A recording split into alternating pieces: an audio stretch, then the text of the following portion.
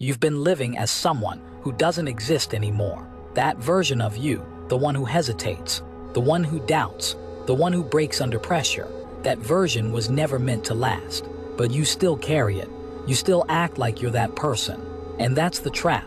Nietzsche said that to become who you are, you must destroy who you were. Not improve it, not fix it, crush it. There's a reason most people never change. It's not because they can't.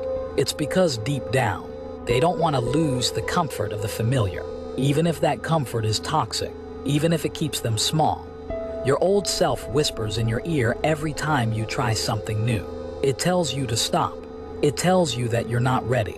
That voice isn't real. It's a ghost, a memory of weakness pretending to still have power. And you believe it because you've heard it your whole life. But Nietzsche didn't believe in keeping what's weak. He believed in evolution through fire, transformation through pain. You don't become stronger by understanding yourself. You become stronger by rejecting everything about yourself that is soft, fragile, indecisive. That's the part that must be destroyed.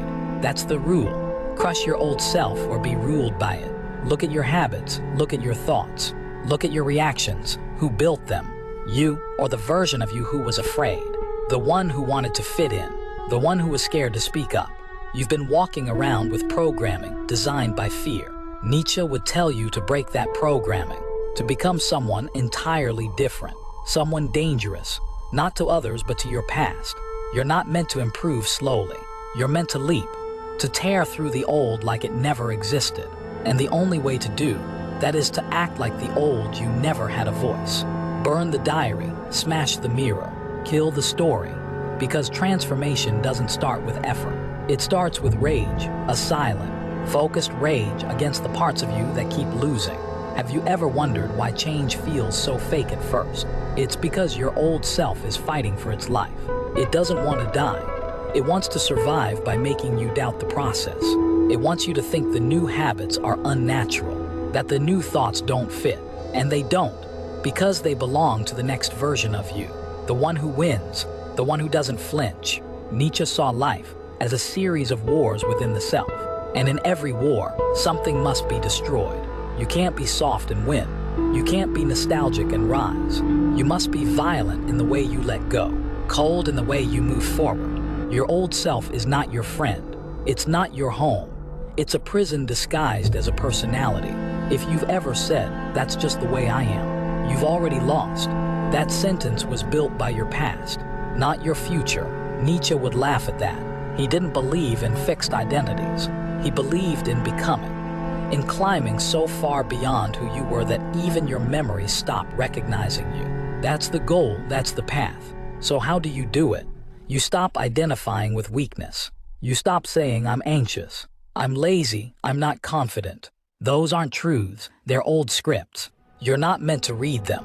You're meant to tear them up and write new ones, over and over again, until your old self can't find a single sentence left. Every time you act from strength, your old self fades. Every time you speak with purpose, the past dies. Every time you refuse to retreat, you evolve. This is the cycle. This is the transformation Nietzsche spoke of. Not gentle, not patient, brutal, honest, complete. People talk about self-love like it's a soft thing, but Nietzsche's version of self-love was war. He didn't believe in loving who you are. He believed in loving who you could become. He believed in giving birth to a version of yourself that your past could never predict. And that kind of love requires violence, not against others, but against the lie that you should stay the same. You weren't born to be understood by your old self. You were born to outgrow it, to rise so far past it that even your thoughts feel foreign. That's not losing your identity. That's finding your true one, the one buried under layers of fear, memory, and failure, the one that only appears when you kill the others. And yes, it will feel lonely at first, because nobody recognizes you. You've changed your language, your posture, your patterns, and people who loved your old self will mourn it. They'll tell you you're acting different, that you've changed, and you have. That's the point. If they don't say that, you haven't gone far enough. Nietzsche didn't want you to be liked. He wanted you to be free, and freedom requires destruction. Freedom requires the courage to disappoint everyone who knew the version of you that settled. that apologized, that doubted. The new version doesn't need approval. It creates its own laws. You were trained to shrink, to behave, to be polite in the face of failure. But the new you, the one Nietzsche speaks to, it stands tall in chaos. It doesn't beg. It doesn't whine. It decides. And every decision it makes is a hammer, smashing the chains of the past. The person you were 5 years ago doesn't get a vote. Their fears don't count. Their logic doesn't apply. You don't owe them anything. In fact, you owe them silence, because every time you listen to them, you betray your evolution. This is how most people stay stuck. They keep feeding the corpse of who they used to be, hoping it will come back to life with new strength. It won't. The old self doesn't transform. It dies. The new self isn't an upgrade. It's a rebirth. And you are the one who must pull the trigger. Not slowly, not gently, but decisively. Every day, with every thought, with every move, with every silence. That's how the new self is built, through ruthless elimination of the old. Nietzsche's rule for transformation isn't a suggestion, it's a demand. If you're serious about becoming stronger, you must abandon comfort. If you want to become unrecognizable to your past, you must betray it, not with regret, with pride. Because only when you betray who you were can you stay loyal to who you're becoming. The old self will scream when you leave it behind. It will beg you to return. It will flood your mind with memories that once gave you comfort, with voices that once felt safe. But those voices are part of the illusion. They're not trying to help you. They're trying to survive. They're trying to drag you back into the cage you were born into. Nietzsche saw this clearly. To become who you truly are, you must become someone your past would fear. Your transformation is not for others to understand. In fact, if they do understand it too quickly, you're not going deep enough. The old self wants clarity, wants reassurance, wants to know how it all ends. The new self doesn't care. It just moves, acts, breaks forward. You weren't meant to plan your way into transformation. You were meant to leap. Most people never leap. They hesitate at the edge. They wait for a sign, a guarantee, a permission slip. But Nietzsche would tell you, leap, even if it means falling. Because the only thing worse than falling is staying the same. Your wings don't grow while you wait. They grow when you're in the air, when you're desperate, when you're forced to fly or crash. That's the moment of becoming. That's the moment your old self dies and the new one is born. Every morning is a battlefield, not against the world, but against yourself, against your habits, your excuses, your softness. And the moment you hesitate, the old self wins. The moment you complain, it grows stronger. You don't need a better plan. You need a sharper weapon. And that weapon is discipline. Not the kind that feels like punishment. The kind that feels like rebellion. Rebellion against the version of you that would rather watch than build. That would rather wait than act. You're not trapped by your circumstances. You're trapped by your tolerance. And Nietzsche's transformation begins the moment you say, enough. Enough to weakness. Enough to delay. Enough to the parts of you that keep saying, tomorrow. You don't need more time. You need to stop giving your time to a version of yourself that isn't taking you anywhere. The world around you is not the enemy. The enemy is internal. It's the way you talk to yourself, the way you let your emotions run wild, the way you negotiate with fear.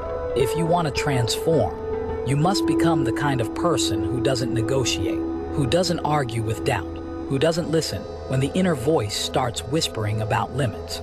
Transformation doesn't feel good. That's why most people avoid it. They want comfort, not change. They want affirmation, not destruction. But you, if you're still listening, you're different. You want the war, because you know that only through war do you earn peace. The peace of knowing you didn't settle. The peace of knowing you became the version of yourself that doesn't flinch. Your old self will try to convince you it was better, that life was easier, that happiness was closer. It will seduce you with nostalgia, but nostalgia is a lie. It's the past dressing itself up in soft colors to keep you weak. It's your mind tricking you into believing that who you were is enough. But if it was enough, you wouldn't feel the fire inside you right now. You wouldn't be craving change. Nietzsche's truth is simple. If you want to become something new, you must be willing to destroy something old. And sometimes that something is your own reflection. You have to look at the mirror and realize it's lying, that what it shows you is not final. that your identity is not concrete, it's clay, and you are the sculptor, but only if you stop believing the sculpture is done. People will tell you to find yourself. Nietzsche would laugh. You don't find yourself. You build yourself. You invent yourself. You rise. You cut away everything that was given to you by accident, by childhood, by fear, by weakness.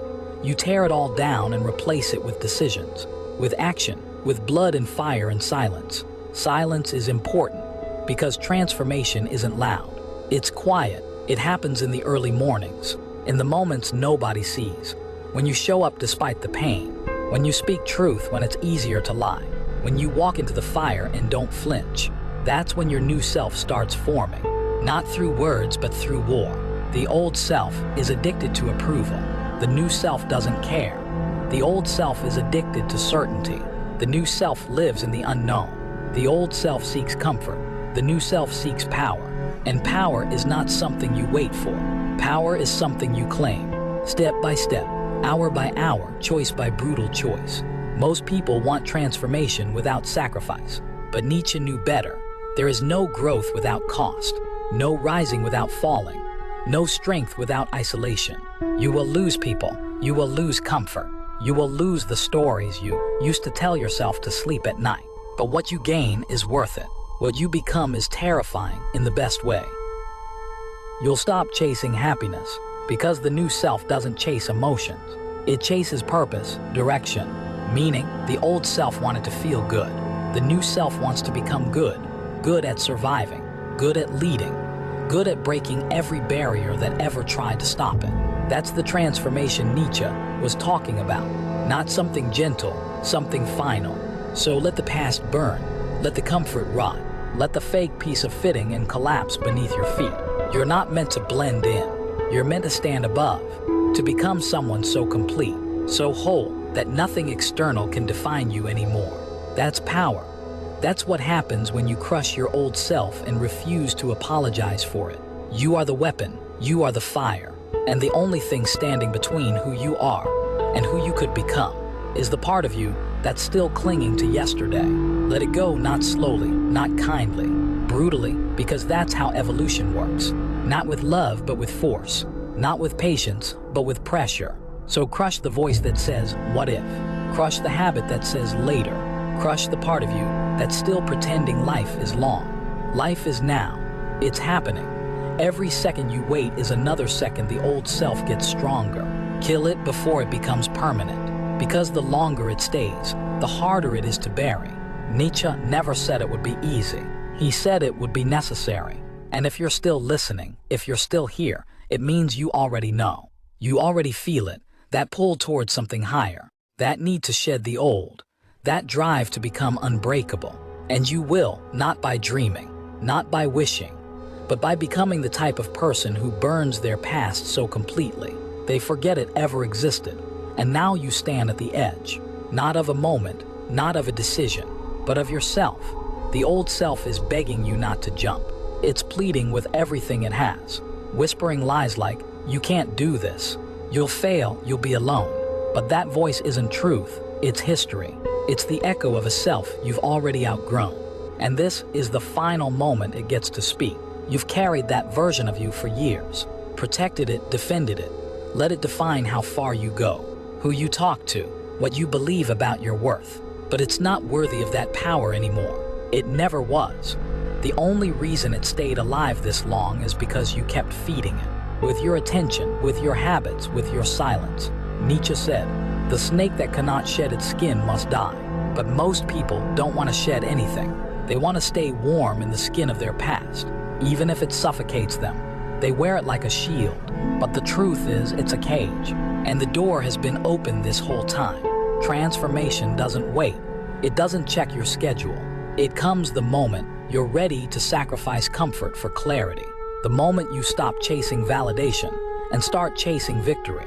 The moment you realize that becoming yourself isn't about finding what fits. It's about breaking what doesn't. You were taught to be small, taught to be quiet, taught to play nice with your limits. But your limits are not sacred. They're not fixed. They're the fingerprints of your old self, stamped on your mind like chains. But you don't have to wear them. You can wipe them clean. Replace them with scars earned from effort, not excuses. And yes, it's going to hurt. It has to.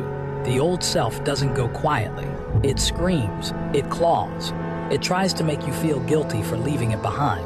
But guilt is a trick to keep you tame, a trick to make you think you're abandoning something important.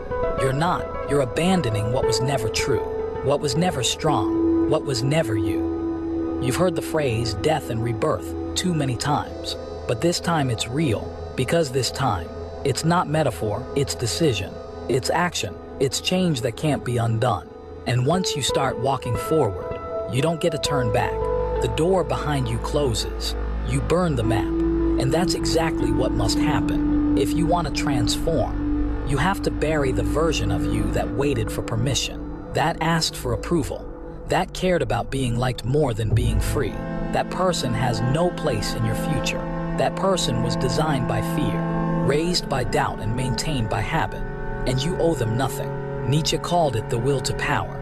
Not power over others, power over yourself, power over your instinct to retreat, power over your habit of quitting, power over your love for comfort. Because that's what wins, not talent, not luck, not circumstances, will. The kind that refuses to bend, the kind that chooses forward, even when it's easier to stay. You've spent enough time pretending to be less, shrinking, smiling when you should have spoken, nodding when you should have walked away. But now you know better. You've seen what happens when you betray your potential. You felt the weight of your own hesitation, and you're done. This is your line in the sand. This is your silence before the storm. Because when you finally let go of the old self, what remains is pure, focused, dangerous. You no longer ask who you are. You decide. You no longer wait for courage. You create it. You no longer fear failure. You eat it, and every time you move forward, the shadow of who you were fades a little more. You don't need a final plan. You don't need more time. You need a funeral, one that marks the death of your old thoughts, your old patterns, your old fears. And after that, there is nothing left to carry, nothing left to fix, only creation, only forward, only now. Don't look back. Don't check if anyone's watching. Don't ask if it's the right time. It never will be. That's what makes it right. You jump now because waiting is the lie. And once you jump, you don't need wings. You become the wind. You become the storm. You become the force that nothing can move. Because you've already moved through hell to get here. So let the world say you changed. Let them say you're different. Let them wonder where the old you went. Don't correct them. Don't explain. Just smile because they're right. You're not who you were, and you never will be again. You are what remains after the fire. What rose from the ashes. What refused to stay buried in the old story. You crushed your old self, and in its place stands something no one saw coming. Something powerful, something silent, something free. Now walk and never look back.